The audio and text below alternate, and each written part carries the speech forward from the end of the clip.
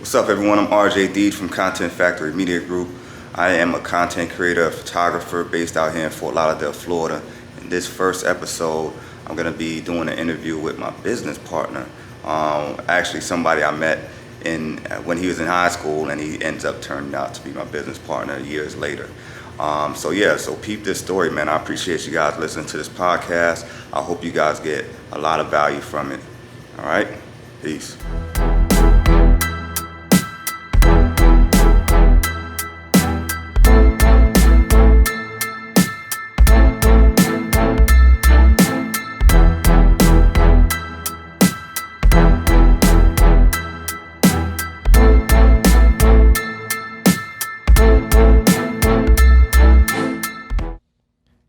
Yeah, you know what it is, man. Choose to Create podcast. We are live 100%. Live in full effect. Let's go. Yes, sir. So, yeah, man. Choose to Create podcast. We are here providing a platform for content creators, providing a platform for creative professionals, entrepreneurs, business owners, and we want to just talk about how we started our journey, how we built the business from branding, marketing, advertising, the whole line. Mm-hmm. You feel what I'm saying? So that's kind of like the whole conversation of Choose to Create podcast. It's just really talking to people that really actually done it. A lot of times these podcasters and people that's talking about video production, they haven't actually even done video production. They haven't planned a video production. They haven't talked with any clients on their vision and created anything. You know what I mean? But what this podcast is about is reality-based, real content from people that actually do it. Feel me? Mm-hmm. Exactly. So we're here to connect with all of the creative community, especially downtown Fort Lauderdale. That's where we host our Choose to Create events, our live event. So where we have a workshop of different creatives, they come together to talk, share ideas, and we also try to connect with business owners as well, help to understand their story and what they're doing. We create. We connect with business owners. So this is for business owners. You're gonna see some of the business owners that we've worked with. You're gonna see other business owners that's locally here, from dentists, doctors, lawyers, all type.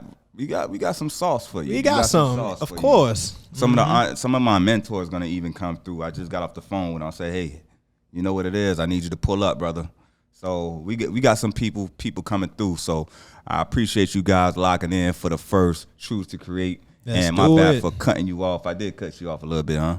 Just a little bit, but we good. First episode, ready to kill it. Hey, that's what it is, man. So what it is, right now you kicking it with your boy RJD.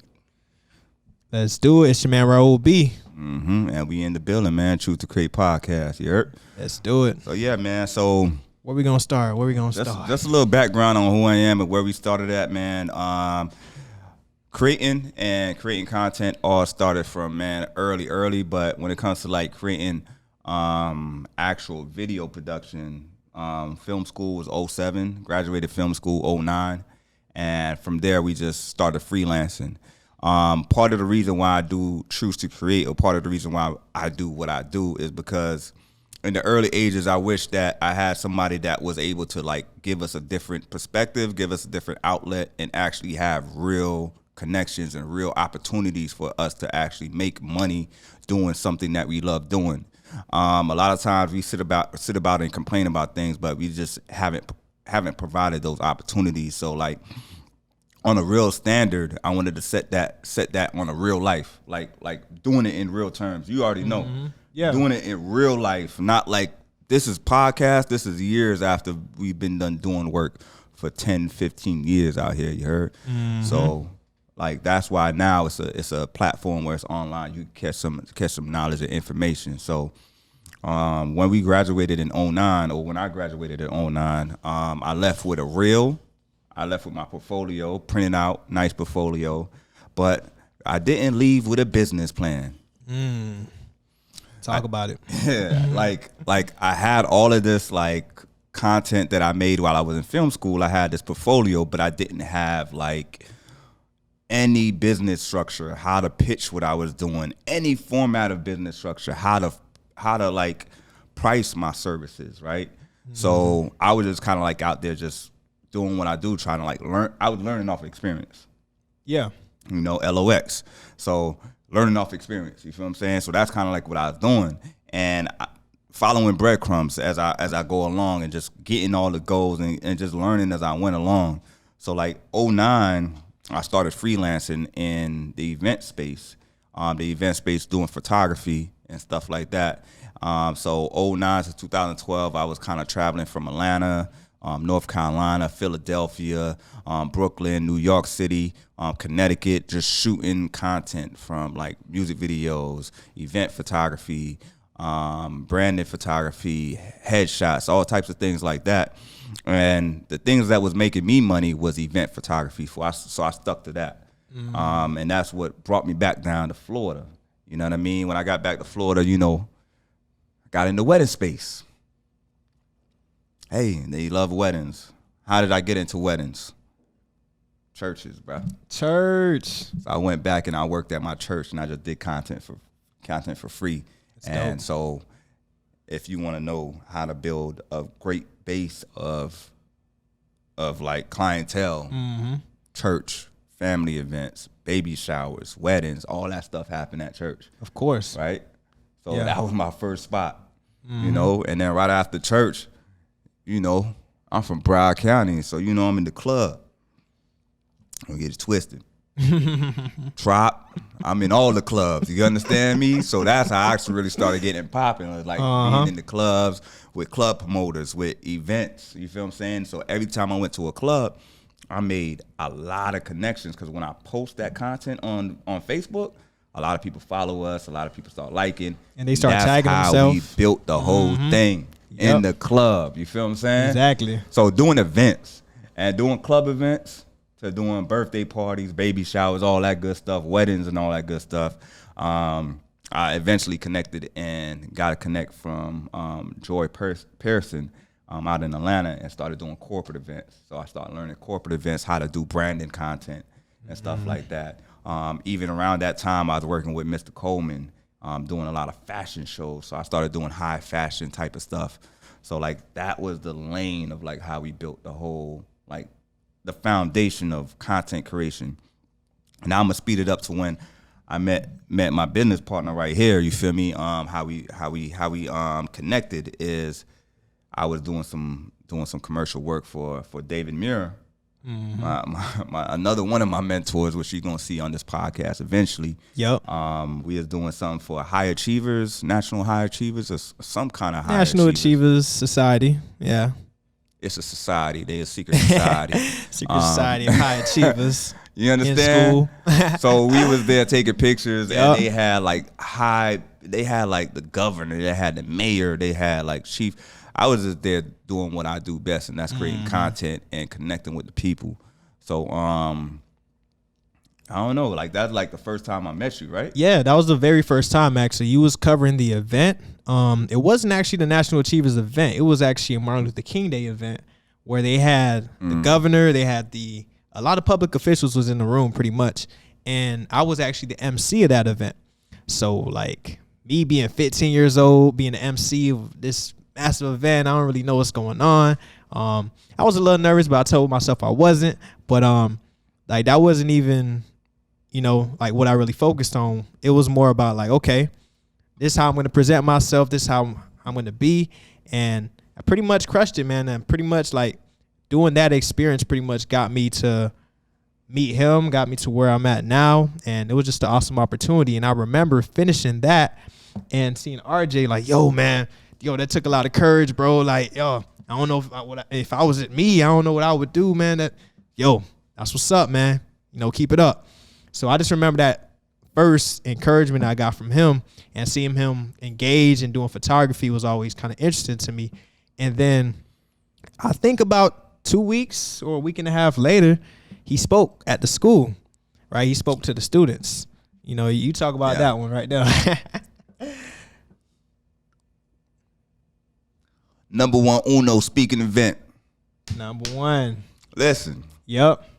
I said, I as the year started, I said, listen, I'm going to use my voice, and guess what? I'm going to be speaking more because I'm scared of public speaking. So when you was doing the public speaking thing, I'm like, bro, killing it. That's why I gave respect where respect is due, because respect is everything. You understand? Respect is everything. So like he is doing something that I wanted to do, and I was like public speaking and like being able to present myself in front of like a bunch of people. So he was doing that. So I was like, dang, I want to, like, I said, like, I did say a prayer. I ain't going to lie to you. I did say a prayer. I do be doing don't tell me you only pray when you're afraid. Don't tell me you only pray when, I pray, period. You feel what I'm saying? Let's go. Let's go. Let's go. So, like, it's like I had the faith and I said, listen, man, I know I'm shy. I know I don't, like, I know, like, I'm not the most articulate person, or, like, I may not sound like the most intelligent person or whatever. What does that even mean, right? There's a bunch of, like, me just doubting myself, right? So I was like, man, this year I want to just like put myself out there and do more public speaking and stuff like that. And that's when his principal was like, yo, you want to come speak at the school? And I was like, okay, look at God just coming through. You're right. You know, but I was nervous, brother. You know, so anytime I'm afraid, I go full force. And I just go at it. So I planned out what I was going to talk about. I planned out what I was going to speak about. And I thought I was going to be talking to one class. Like, probably I thought I was going to be talking like, 15, 20 kids. You know what I mean? So when it was like, I walked in there and it was like 100 kids, bruh. 100 kids from what, 6 to, not 6 to 12, but actually kindergarten. Was K through 12. And mind you, this is a small private school, Piney Grove Academy. A school, a lot of young men. And it was a small school, 100 kids in the auditorium, basically. And, like, just imagine that. Imagine, like, a church sanctuary filled up, 100 kids. It's not the entire church, but you see, like, first two pews that you see, like, filled up. So I was in that thing. I was in there with the kids or whatever like that. So I had me a whole layout. I had main points that I wanted to touch on, right? So the main thing I started off with was a poem called "Buried Alive." Yep, I remember that poem. Like I was just wanted to be honest on like how I built the whole entire how I got to where they are right now, where they see me right now. You feel what I'm saying? Like I wanted to be like, okay, this is how I'm here. Like I ain't no boot. I come from the block. You feel me? I'm 100% a hustler. That's what I do, and that's what I know how to do very well. So like the way I was able to build the whole system is from pain and from being in jail. You feel what I'm saying? So like when I wrote that poem, Buried Alive, I was locked up in Pompano and shit like that. And I was like, yo, this is my joint. This is what it is. You feel what I'm saying? Right. So I dropped that Buried Alive joint. And that was the first poem. That was the first thing that I started off with. And then the second thing that I started off with, I think was like, write your dreams and make it plain. Like write down your dreams and make it plain, because that's what my mom always taught me. So I write a lot. And then from there it was like time management. And the main thing of like basically what I do every single day, even to this day right now, we're talking about like years later, you're talking about 12, 15 years of consistency of doing this every single day since I came home in 2007. And it's just E plus E equal E, and you know what it is. That's the same thing that I talk about every day. Same thing with anybody that works with Content Factory. They gonna hear me say this. It's like education plus experimenting, putting in the work equal experience. So it's just having that balance of learning and putting in work. You feel what I'm saying? So like those are the main 2 points that I kind of touched on. And then I kind of like ended the conversation and left it open for like Q&A, and like we just kind of like vibe with the kids and stuff like that. And we just like chopping it up. So like after I finished the speech or whatever, like it was probably like 3 to 5 kids that came up to me and they're like, oh yeah, let me follow you up on Instagram. I want to reach out to you. This is that and the third. Raoul was one of them. You feel me? Man. And I'm like, man. I'm looking at them like, okay, y'all follow me up on Instagram, whatever. You feel me? But most kids are scary. They majority of kids are scary. Like they just be talking, they ain't gonna follow through. But you know, I don't think you follow through right away. Hey man, listen, I was already showing you my graphics, man. I was doing digital art, graphic design. I was already showing you, oh man, look, this is what I'm doing here, And at the time, it's like, it's cool, I could be doing anything really. So like, I was always in that creative space even since middle school, like from engineering, audio tracks, like music production, video editing, like photos, digital art. So I was always in that kind of space. So seeing him do photography was like, okay. It's pretty cool. So I never even thought about doing photography and video because the camera just wasn't in my hand. That opportunity just wasn't there. I never thought, oh, I could save up money to buy a camera. That wasn't like in my mind at that time, you know? So me, I just wanted to make a connection. That's all. That's it. Like, and that relationship. And we did that. So like it's like we connected, we vibed. But I just figured that they ain't gonna really rock with me. Most kids don't really rock with us. I ain't gonna lie. I'm a hustler, so I just stick to the grind. I do what I do best. You feel me? I stick to the hustle. I stick to the grind. I stick to trying to every day. When I say hustle, it's not necessarily a hustle. It's all just self-improvement. It's all E plus E equals E. So I'm always focused on self-improvement. So I just stick to like just bettering myself and just being able to like better myself so I can help somebody else. You feel what I'm saying? It's all about helping me before I can help somebody else. You feel me? The more I can help me, the more I help the team. So that's kind of like how I focus. You feel what I'm saying? So like that was the goal. And then like I think about that was when you was like 15. I forgot that was like 15. And then like 2 years later, I put up on you. Work. I was doing work. 2 years later, I put up on him. Urban League of Broward County, Young Professional Network. At that time, I was the VP of operations, right? Yep. And I was doing the event. We was doing the event in the Urban League of Broward County. We was doing that joint right there and where? We was doing it right there on Broward County, there on 6th Trunk and actually 27th Street. Yep. If you from Broward County, you already know where that's at. Right by the African American Library. You already know where we at. We in the heart of the city, right? So while I was there, it was like 8, 9 o'clock at night, right? The event started at like 8. It's nighttime. I'm covering the event. I'm taking pictures, and then I seen the homie walk through, and he just in the thing vibing. I'm like, I'm supposed to be here, man. Come on. So I walked up on him like, bro, what you doing up in here, man? Mm-hmm. Like, oh yeah, man, I'm trying to, make connections for like, when I graduate, da da da da. I'm like, bro, you tripping?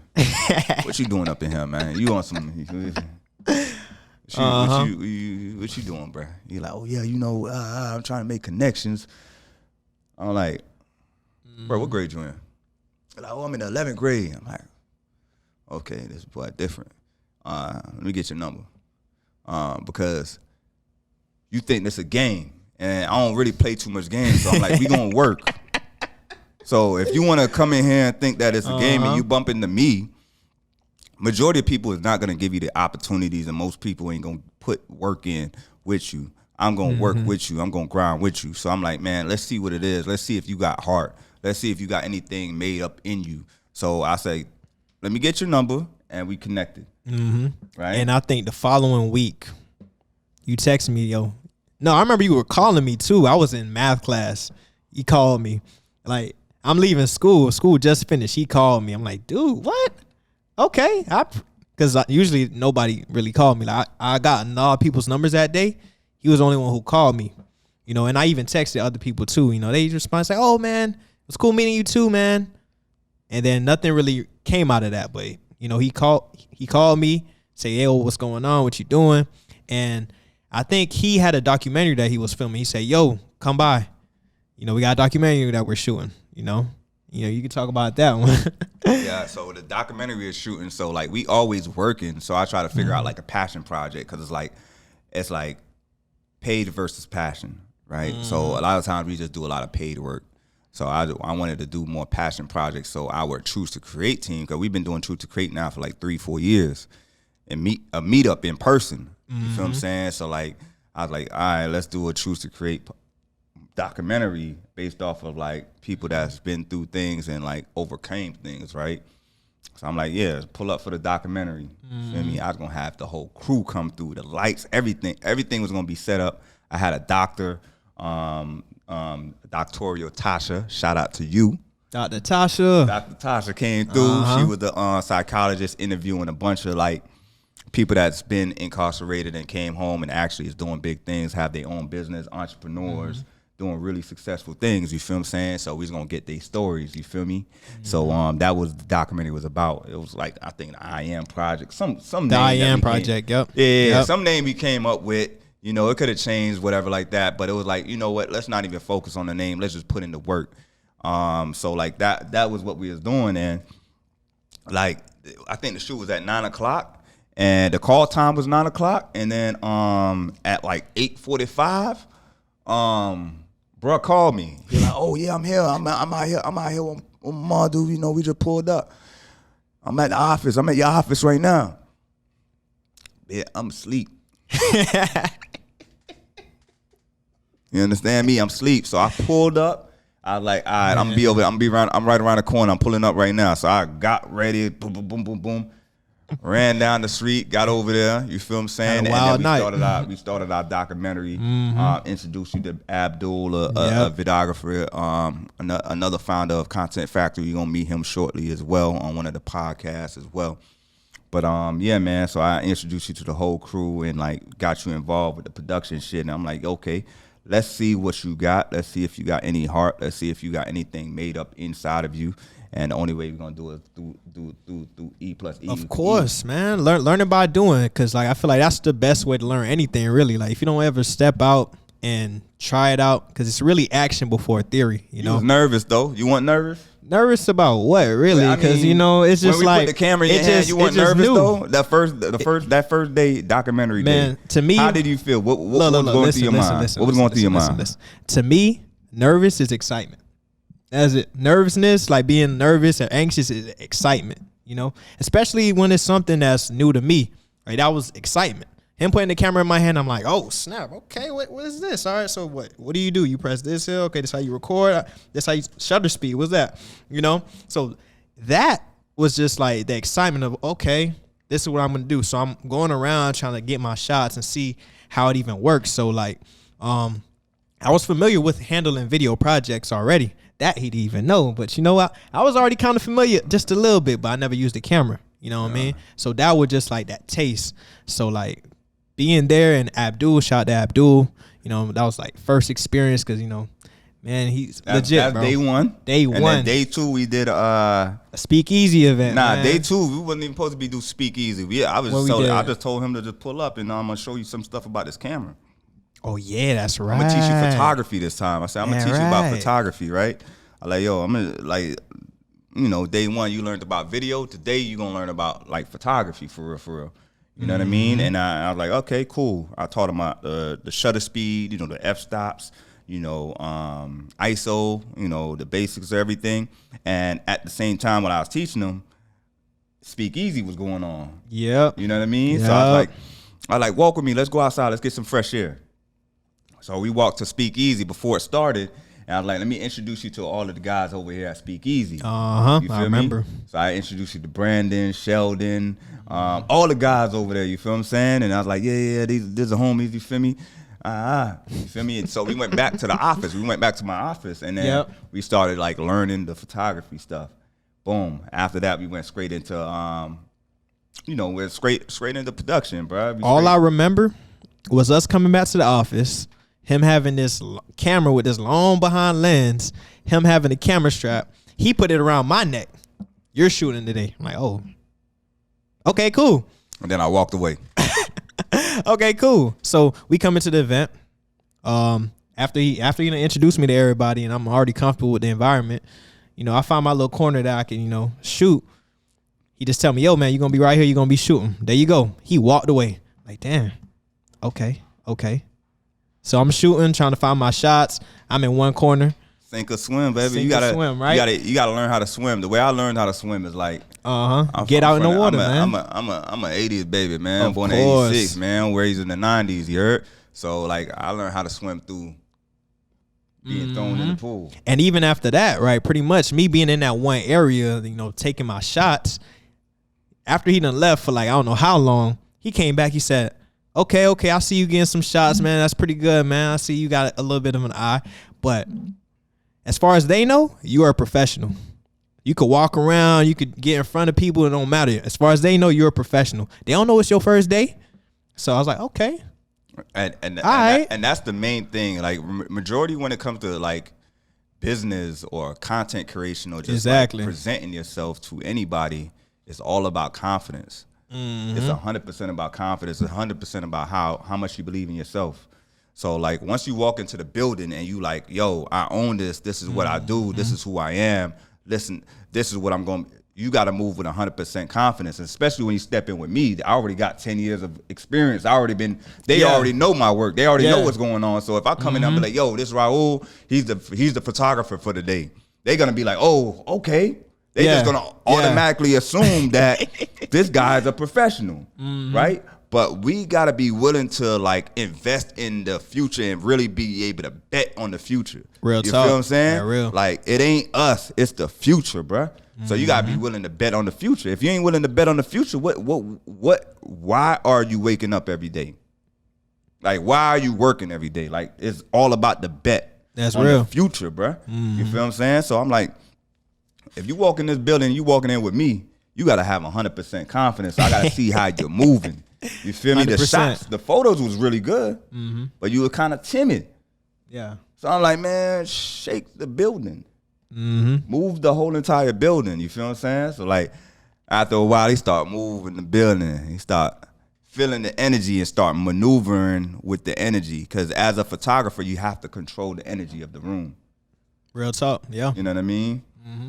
And that's the thing that makes a difference. Cause like me, once I do something one time or the first couple of times, it's just like anything. You're gonna be kind of questioning your move, but you're gonna build that confidence over time. So I remember even that night, I was getting like real comfortable. I'm taking my shots, I'm getting in front, getting different angles. Like I took one really good shot of this one lady and I show her, she's like, oh no, that's so nice. I love it. So me being in that moment, like I really just loved it, you know?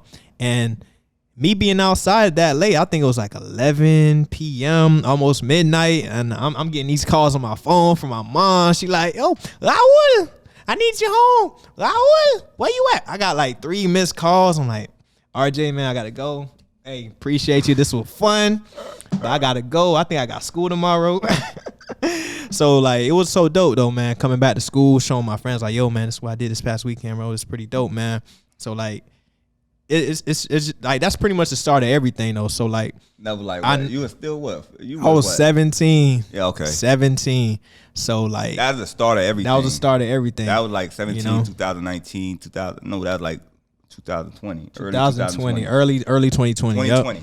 Yep.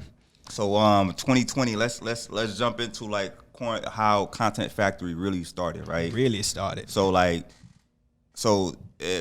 if you guys could picture this, right? So we started the business in 2017, right? And our production company is based around event photography, event video coverage, and photo booth rentals. Yeah. So like we did everything event space, marketing, creating content, all that, right?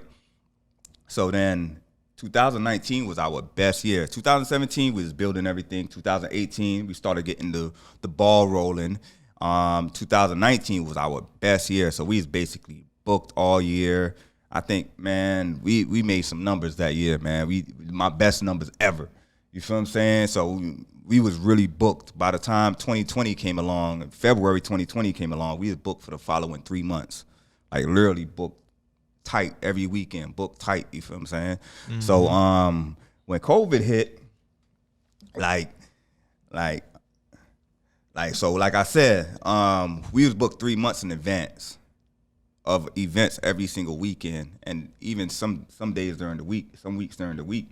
So when COVID happened, I started getting a lot of phone calls of like, oh, we got to cancel.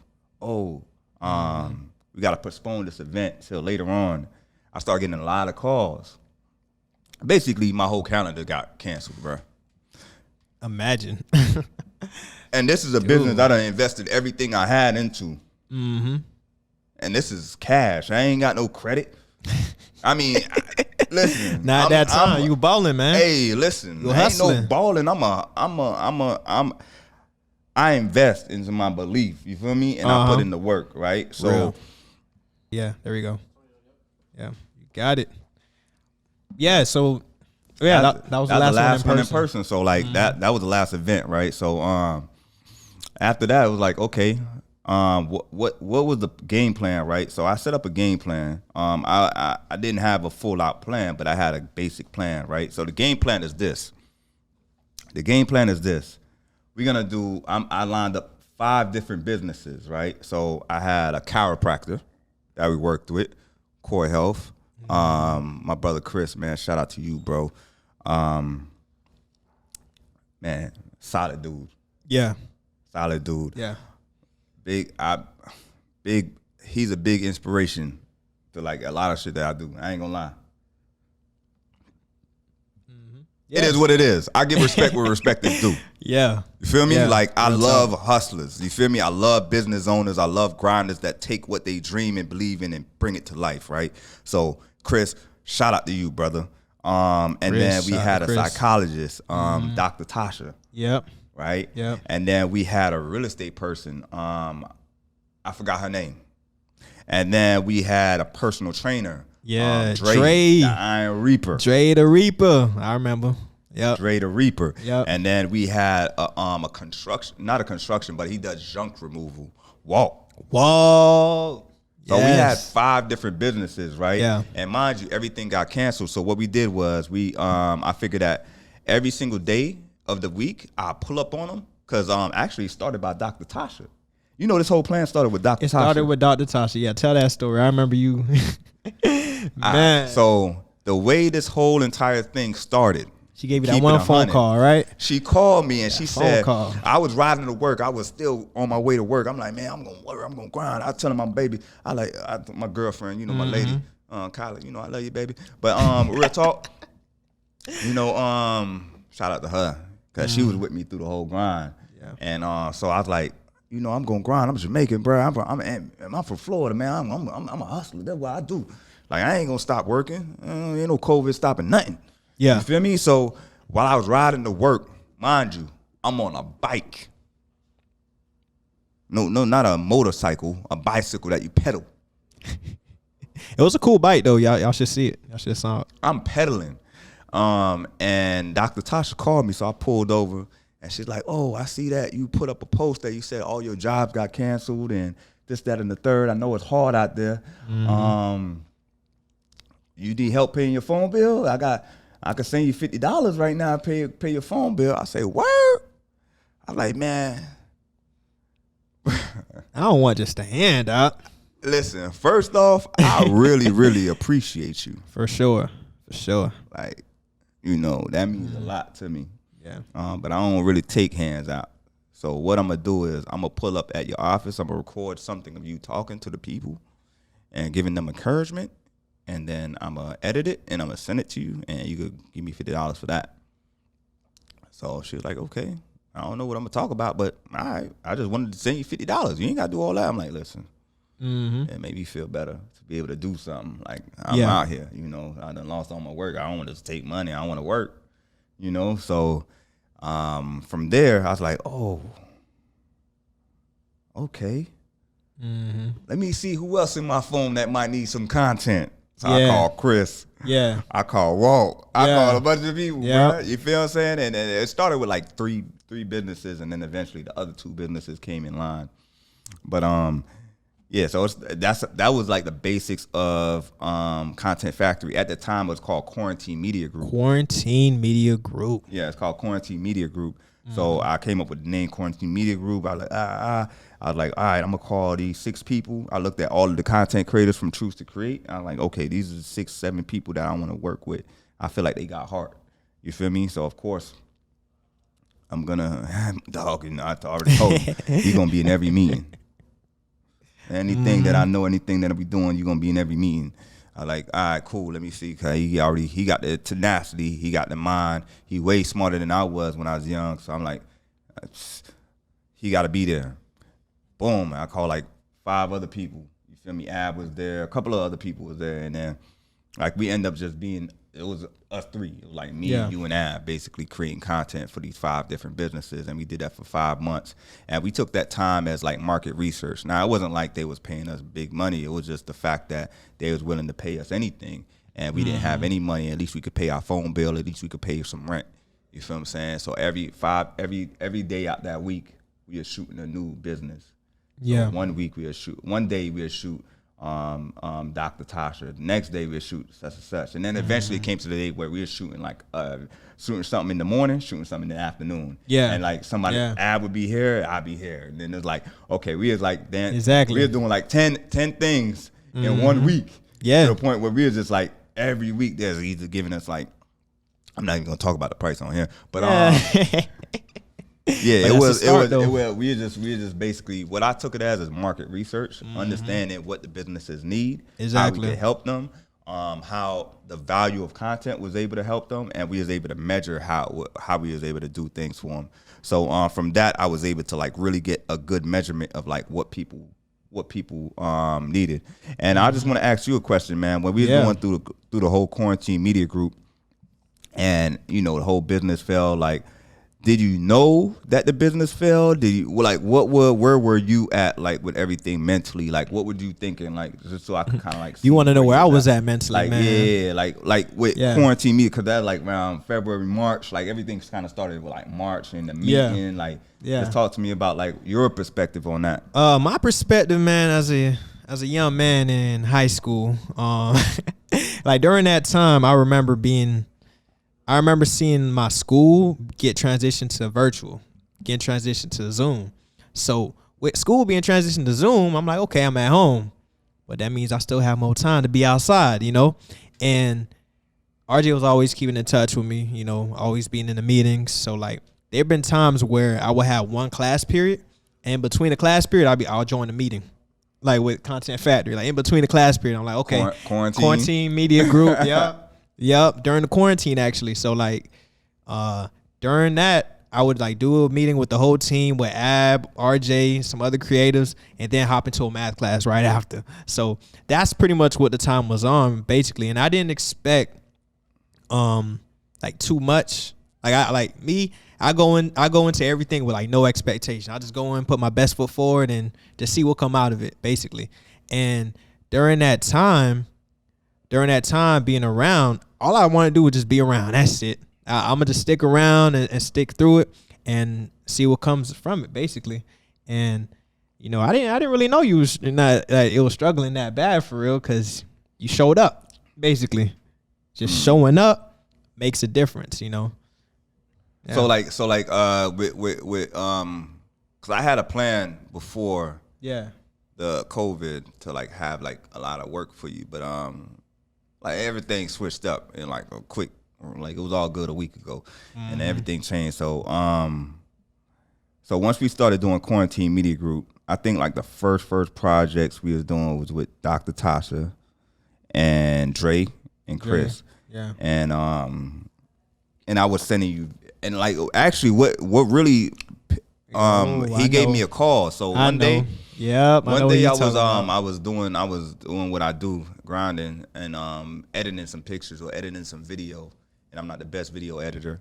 And he called me. He's like, "Oh yeah, I just downloaded a program called DaVinci Resolve." DaVinci Resolve. So I'm in the middle of editing, trying to figure this thing out. And I'm like, I'm taking way longer than it's supposed to take. And I'm like, okay, why you download? What's up? Why you got that program, right? And like he literally was like, "Oh, I forgot what you said." So this is basically what happened. I remember like during that time period during quarantine, like school was online, virtual, so I still had time to come to the office from time to time. And I remember he was showing me some things about Premiere. He was like, "Oh, this is how you edit video. You do this, you do that." So me, who was editing video in like 7th, 8th grade, I kind of understand the interface a little bit. I never used Premiere, but I kind of understand how to lay down the timeline and do little basic stuff. And I used to edit up montages, man, on my YouTube. So I used to really be on it. And I was looking for an editor that was free and pretty much intuitive to what I'm already used to. So when I downloaded DaVinci and I saw how much features it had, how it was still professional grade software, and I'm like, okay, this is something I should call RJ about. Yo, I'm ready. I'm geared up. I got DaVinci Resolve. You're like, wait, hold on. Like, why you download editing software for what? I'm like, yo, well, like, weren't you just showing me Premiere? I got DaVinci, man. This is pretty dope. And I remember following week, he sent me a project. Following week, he sent me a project. He's like, okay. And then we just started working ever since, like back to back. And even with the look, I'm like, man, listen, man, I ain't got much. Yeah. But we gonna break bread here. Yep. You gonna get paid to learn. That's a very important thing for me. It's like you gotta get paid to learn, cause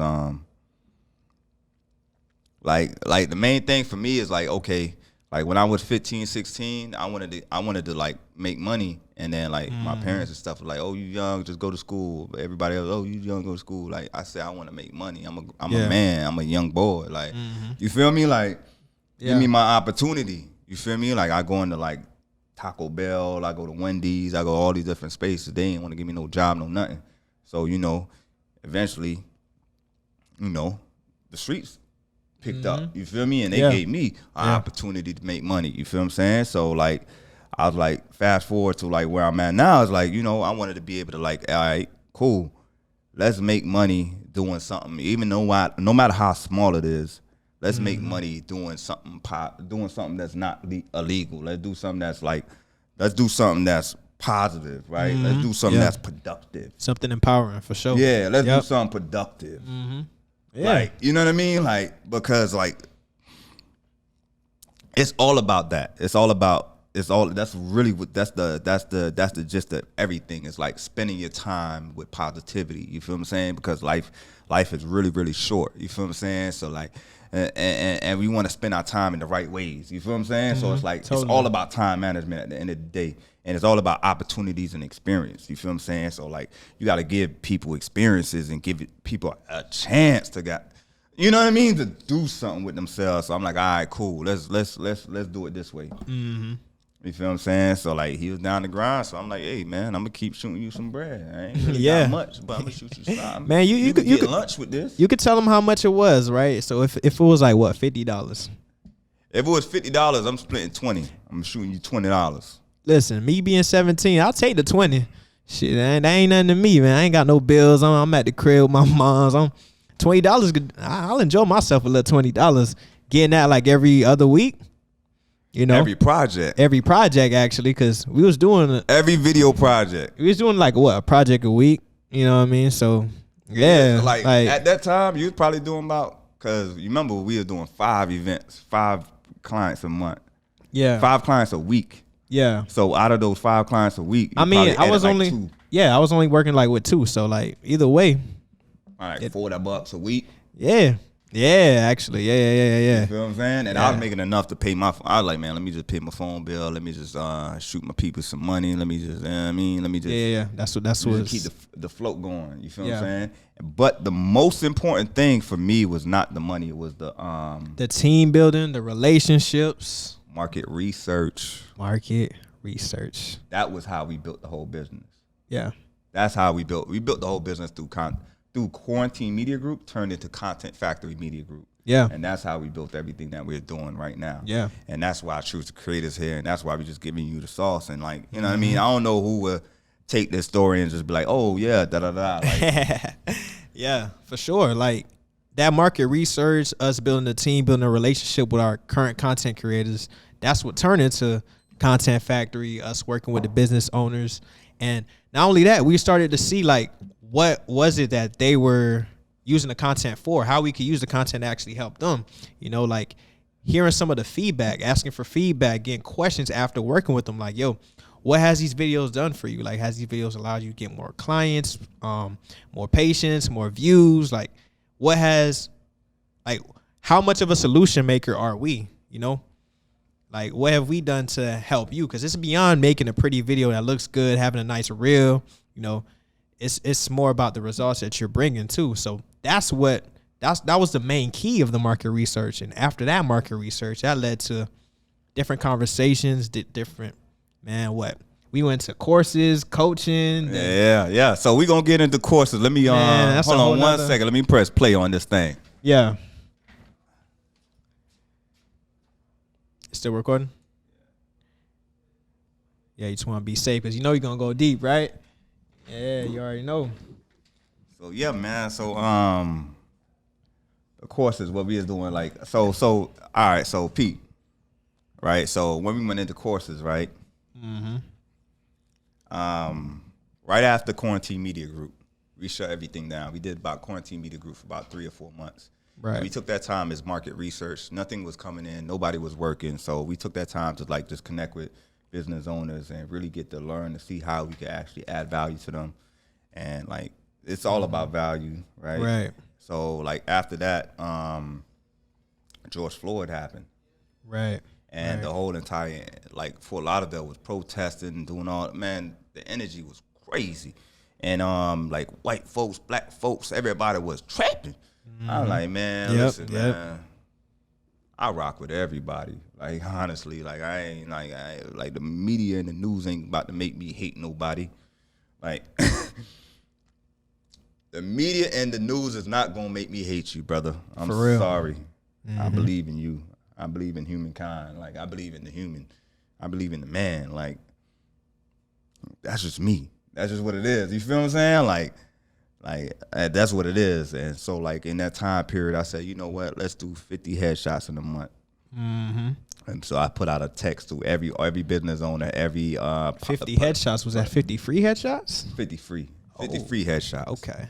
50 free headshots towards business owners,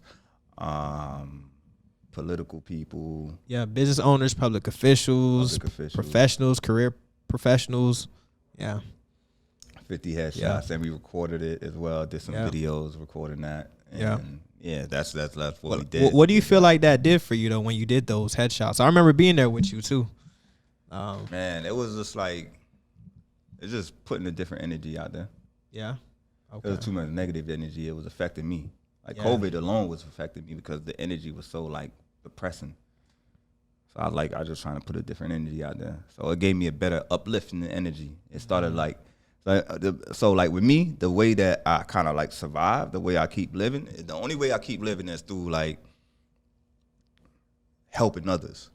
The only way I can help others is through helping myself. True that. And with all that stress and anxiety and pressure on my back, I wouldn't really be able to help myself. So I feel like the only way I could really help others is through the grind and through like my camera, through like my production, through like what we do. And that's my skill set, my camera. That's my skill set. Yeah. So I felt like that's the only way I could like balance out where I could be able to be creative. You feel what I'm saying? It's just by basically like making that connection, having them have that vibe, having them feel my vibe. Yeah. Having them come into that room where they're leaving the chaos of the protest and everything that was going on out there. You come up in here and we could do headshots right over there. You know what I mean? You could do headshots with just me and you and just like the business owner, and we could have a good conversation. We could have a vibe. Yeah. We could uplift each other. We could have encouragement. The energy that you got up in here is different than you had up there, and that kind of like built me up. You know what I mean? That was the energy that built me up, and I was able to do a lot of market. That's more market research for us, more market research for me. So that was like that was my main key for me in that point. But totally. Once we moved from there, that's when I went into like getting a business coach. And shout out to Siebes, man. DNS Media. DNC Media. Yeah. DNC Media. Yep. Shout out to my brother from DNC Media, man. Siebes Gerald, is it? With you, my brother. NLC, Next Level Creators. You know we are in the building. So that was the course that I went into. That was the coach that I went into, Paul Xavier. Shout out to you. What was the other dude named? Oh my gosh, 14-day filmmaker. Anthony Gallo. Yes, Anthony Gallo. Yeah. And my other guy was the dude I talked to on the phone, an older dude. I don't know his name, but shout out to him as well. Yeah. And he had a lot of powerful words of encouragement for me. So that's why I joined the course. And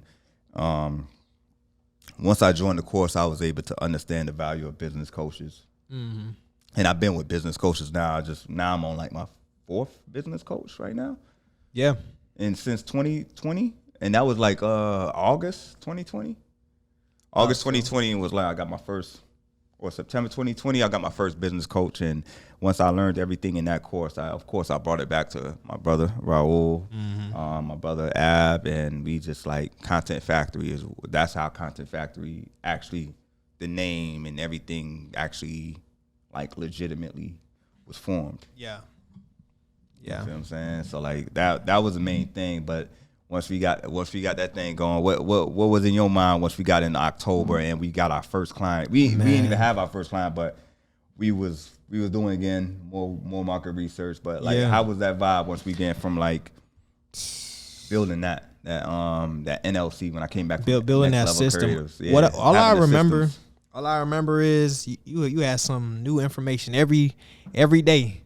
Every day we'll get on the phone. We talking for like 30 minutes about, we got to start doing this, that for our clients. We got to add value in this way, that way, this.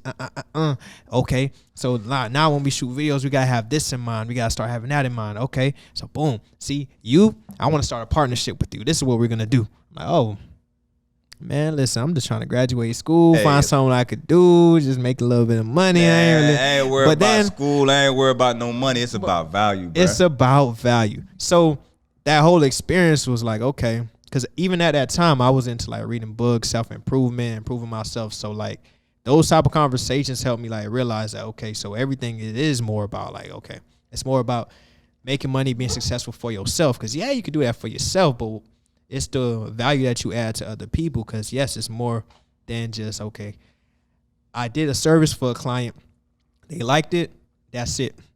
No, it's like, this is something that we did that helped grow their business, like that's how much of an impact that we can have on them, like capturing those moments, capturing them in their best light, but building that's a personal brand. You talking about a mindset before we even got there. Yeah. Okay.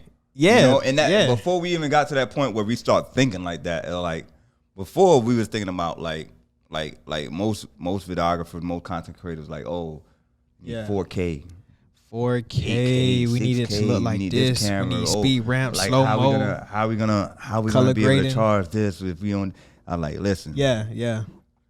If we focus on how can we add value to these companies, we'll be right. Exactly. And it was like over like constantly just getting to that level where we just kept talking about it. This is where this is what matters. That's the transition from a freelancer to a business owner. To business owner, and really like adding value to companies, adding value to businesses. It's like, man, it's not about the camera gear. It's not about the tripods. It's not about the microphone that we spent however amount of money on, right? Right. It's all about like, how can we help this person get a new client? How can we help this person help someone else? True. Because really, they providing a service that can help somebody, right? So like, how can we get your message out to the people that need your help?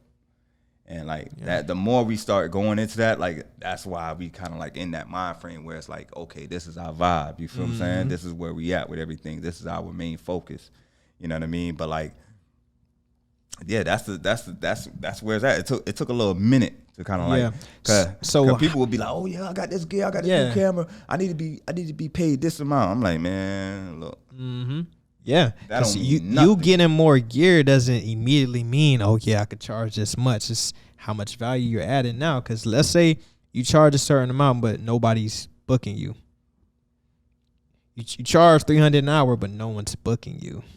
You got the best red. You got the red camera, the latest gear, the most expensive lens. Nobody's booking you. But no one is booking you. No one. Right. So it's like no one is, and even if they book you, right, and then you go out there and create this 8K footage and drone footage and all of these dynamic shots, but then they not able to make any more value from it. Exactly. It becomes an expense. And that's the difference between expense and investment. Yeah. You want your clients to look at you as an investment. An investment. I want to be an investment, not an expense. So in order for me to investment, I want you to like be able to like use. I'm gonna do my homework. Exactly. I'm gonna do my market research. I'm gonna take the extra step to make sure when you come to me and say, "Oh yeah, I just want a video," I'm gonna take that extra step and be like, "Okay, why you want this video? Okay, you want to use this for generating more leads. You want to, like, once I understand the overall purpose of the video or of the photograph, now I could kind of get a better focus on like what you're trying to do, what you're trying to create. And that's where the difference is between the investment and the expense. So like that was my main thing, was like, okay, being an investment, you know, showing that value, and then not only showing that value, but being willing to put in that work until I show that value. Yeah. You know what I mean? Yeah. So that's like one of the first vibes, and I ain't gonna lie, but man, shout out to Kwaku. Kwaku, Darfur. Shout out to my brother, Yes, man. sir. The Darfur law firm. Yeah, shout out to my brother, man. One of the first business owners, one of the first businesses that started working with us. I think he started working with us back in December of 2020. Yeah, about in November though. We started having conversations in November. Okay. He reached out to us, and the production day was in December. Yeah, production day was December, but we was having talks and having conversations back in November, and it was a whole good vibe, and like the main thing for me is that he believed in the future. That was the main thing for me. He believed in the future. He understood the power of the future. He wasn't here. He was seeing. He had foresight. And that belief gave me belief. You feel what I'm saying? And that's why I believe in him the way I do. And even my brother that connected me to him is like Josiah. Like his insight, he just launched his own law firm as well. Yeah. You feel me? But his insight is like his belief was so strong. You feel me? And even before working with Kwaku it was Harold Pryor. Yeah. Creating all the content for his campaign. Yeah. To win state attorney. State attorney of not Fort Lauderdale, Florida, the whole state of Florida. State of Florida, yeah, right, yeah. So it was his belief in like, yo, these guys are really serious. You know what I mean? Like these guys are gonna add value to what we're doing to our campaign to win state attorney of Florida. You understand me? So it's like these are like the things where it's like people are investing, not talking, but really doing it. You feel what I'm saying? And I just wanted to make sure when they presented themselves and was willing to believe and rock with us, that they knew for 100% fact that we was gonna do what we said we was gonna do. Exactly. You know what I mean? And that's really what it come down to. Is like, man, we ain't got no dreams. Do what you say what you do, man. What you said? Man, do what you say what you do.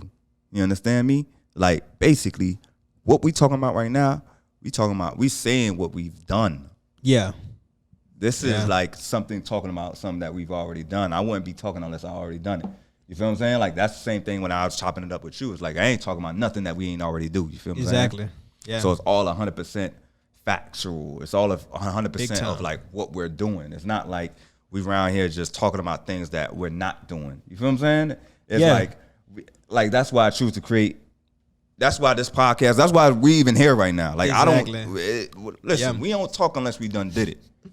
Yeah, you just heard the whole story. You know, like even though my whole creative story might not be as extensive, but it's damn near like condensed. Cause like how much of a fast track I was able to get just by being consistent. You know, cause like that's something he been talking about for a minute. Like I remember one time he had this whole thing. Oh yeah. Consistency. And then I scroll on Facebook, I see a video from 17. He was working out. And he had a whole spiel about consistency. I was like, dude, what? This guy been talking about it. Like I remember I think I shared it to him, and then I met up with him personally. Like, yo, what? Tell me why I scroll on Facebook and see an old school video. This man talking about consistency. He was just saying the same thing about it today. Yeah, and consistency really is E plus E equal E. Exactly. Time management, doing the same thing, staying consistent with it applies to every skill, literally. Yeah. Like regardless, like you want to be good at anything, like not just being not just in the creative field. You starting your own business, you starting your own practice, like you becoming a new business owner, entrepreneur. It's the same principle that apply, you know. Consistency, bro. Consistency. E plus E equals E. Yeah, so they know exactly what they expect when they hire me. Yeah, real talk. Yeah, they're like, okay, RJ is gonna be wild and crazy, but he's gonna provide professionalism. Yeah. I mean, I'm gonna be myself. True. But I'm not wild and crazy. He's not wild and crazy, man. He brings the energy. I need the energy. Yeah. Like, so the pictures have to have energy. True. Right? True. So I have to do what I need to do to make sure the pictures give me the energy that I need to see. Like, you're gonna feel the energy in the picture. I need you to give me that. Sometimes people be stiff in the club. They be all like this here. They be all Yeah. listen, At events, people be cool, bruh. True. Mugging. You know, People arms be crossed. cool. People be cool. Women be all like pretty. They just be. Pretty. Bougie. I walk right up on them. Hey, what's up, man? What's up? You know, yep. You gonna say something to me? I got some words. I got some words for you. Hey, what's up, man? You nervous? You camera shy? Okay, you don't want no picture? All right, no. Yeah. Ain't nothing. You feel me? I'ma keep it moving. I'ma keep. Oh, you don't want a picture? Pop, pop, pop, pop, pop. Too late. I already got you. Oh, let me see. Oh, damn, that little picture. Let me get another really one. Good. Oh yeah, now you ain't camera shy, huh? Right. Okay, let me see what you got. Okay. Giving them energy, Yeah. and that's where like, so especially in that time period, no, man, it's all about no's. It's all about hearing no, getting rejected. Getting no's. I was going so like the main thing that my main focus is getting a lot of no's. So like it's not about the amount of yeses that I was getting, it's about the amount of no's and not being afraid of a no. Ooh. And then when I get a no, it's not allowing that no to lower my enthusiasm. My energy. Okay. So when I get a no, I was just like, okay, I boost up even more. Yeah. When I get a no, I remember when I first started doing event photography, like I get a no in the club or something like that, and I'd be like, yeah. Or I'd be at a wedding or something like that, they give me a no, yeah. And then I was like, oh, let me get me some no. I start switching the mindset, like, let me get more no's. Yeah. When they give me a no, I turn up even more. Woo! Bruh, listen, when I get a no, I turn up, bruh. Yeah. I turn up. That's the way to be, really. I'm like, okay, let's go. Okay, oh, you camera shy. Okay, all right. Excuse me, sorry. Yeah. Let me get up out my way. I got some people that want to take pictures. And how long do you feel like? How long did you feel like it took you to build that? You know, because let's say you're talking to somebody who knew and just started, and they might be feeling that way too. To ask people for photos. It's just a perspective change. It is a perspective change. That's right. It was a book that I read. It was called Go for No.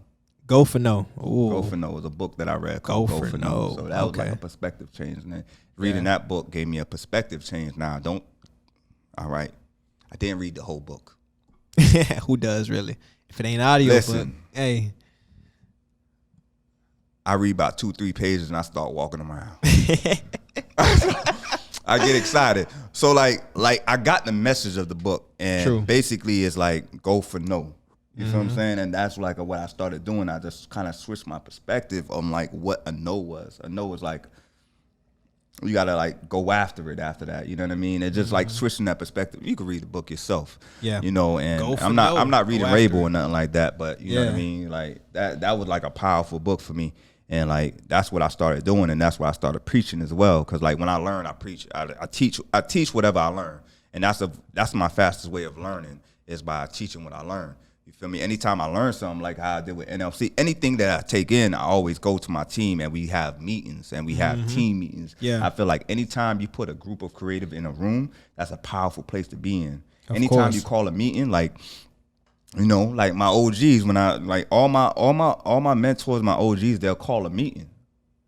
You feel what I'm saying? They call meetings. And then like, you know, I got to the point where I start calling meetings. I'm like, hey man, I start calling everybody, hey, we gonna have a meeting at this time. Yeah. Let's meet up in person or meet up on the phone or whatever it is. Like even we did headshots like last month as a group. It was 8-10 of us in that thing. Yeah. Yeah. You know, getting headshots, updating our headshots. And it's like just calling meetings and just having a place where all creatives just get in one room and calling a meeting. That's like a powerful thing. That's a powerful place to be at. And plus, not only is it such a powerful place to be at, it even makes you much more powerful too. Like you being a creative and being around other creatives, you know, like even what we have here is like a creative collective. Like that's what makes you more powerful, you know? So like you being a freelancer and being a little bit selfish, like, oh, so you got a gig for $2,000. You want to eat the whole $2,000 by yourself. Like how much is that helping? You know, like, yeah, you're going to get the money, but not only that, it's your time. But think about the relationship that you could have built in the process, you know, by having another creative on deck, right? Like if you can split the editing, right? Having somebody help you with shooting, you know, like that's what will help make you much more powerful. And you can even charge even more by having a team, having somebody else with you. They don't have to be under your company necessarily. you know, you can have another freelancer work with you, represent you, you know, and then vice versa. So like the way But we work, we always like give each other work and collaborate together, and that's what makes us stronger. Like not only to the client, but in general. I mean that see now you're taking it to a whole nother level now, right? Yeah. Because it takes it, so all right, so you know that's what I'm heavy on, right? Of course. And that's why I preach a lot, right? Yeah. So so my mom always told me like, yo, she was like, yo, it better you do without, It's better you do without. right? So I learned how to do without. I learned how to walk away. Like I learned how to like do without having something. And it's better that you, like, that's what she always, she like, oh, you better do without. Like, all right, cool. So it gave me that discipline to be able to like, be like, walk away for certain things. Yeah. And it's like one of the major key things my old girl, she said, she like, yo, every little bit, you know, your habits that you have, you feel what I'm saying? Like the habits that you have, like, and I'm not the best with the habits, you feel what I'm saying? I don't have the best habits, you understand me? But it's like when you start with the little, like when we started with Quarantine Media Group and we only was making like, you know, $20, and I was like, you know what? Out of this $20, we gonna split this 10. You know, or like, you know what I mean? Like that, like I could get a sandwich that's just me and you. I could eat a whole sandwich. You know, I could split it. You know what I mean? You know, it's just coming out of like simple things like that. Because if I could take a small sandwich that's $5 and split it, you know, when I get like when I get $20, I'm gonna split it. You know, when I get $50, I'm gonna split it. Yep. When I get 10,000, I'm gonna split it. When I get 100,000, I'm gonna split it. Yep. You feel what I'm saying? So it's not like I'm just looking at it like where it's just me. You understand? So like that's the like kind of the foundation of everything. It's like even Quarantine Media Group, I was getting like a small amount. It was like, okay, with this small amount, let's split it. You feel what I'm saying? Let's split it between the team. Yeah. You know what I mean? Let's split it between each other, because like that alone develops a new skill mindset set. shift too. It's a mindset shift, and it develops a new skill set. True. Yeah, so that is our first episode, man. I hope you guys really enjoyed it. Just keep following us, Choose to Create Podcast on all platforms, Choose to Create Academy on Instagram, Choose to Create. Keep supporting, subscribe. And yeah, man, I'm look forward to the next episodes we're going to be dropping next week. We're going to be doing this every Wednesday, every week. So you guys stay tuned. If you guys like it, just keep following us, man. We're going to keep growing with it. All right, appreciate it. Peace.